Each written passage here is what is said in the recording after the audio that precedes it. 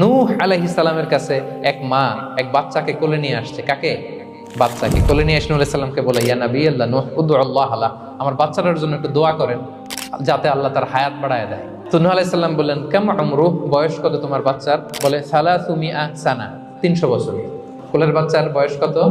অনেক হায়াত পেত তো। তো উনি বলতেছে, তুমি 300 বছর তোমার বাচ্চার হায়াত, মানে এখন বয়স, তুমি আরো হায়াতের দোয়া চাইতেছো। তুমি কি জানো আখিরি জামানায় এমন এক জাতি আসবে যারা 60 থেকে 70-এর মধ্যে সব মরে শেষ। 300 বছর তোমার ছেলের বয়স, তুমি লম্বা হায়াতের দোয়া করো, তুমি কি জানো শেষ জামানায় এরা 60-70-এর মধ্যে সব মরেই যাবে? এই মহিলা তো অবাক, তাই নাকি 70-এ মরে যাবে? এই কথা শুনে মহিলা বলতেছে, আইয়াবনুন আল বুয়ুত, আচ্ছা নবী আল্লাহ নূহ 70 বয়সে যেহেতু মরে যাবে, তারা কি আর দুনিয়াতে ঘর বাড়ি বানাবে? কেন মহিলার ধারণা 70 বছর যেহেতু হায়াত, ঘরের তো আর প্রশ্নই আসে না, এটা তো এমনি সেমনি কাটায় চলে যাবে। আজকে যদি আয়না দেখাইতে পারতাম ওই বুড়িরে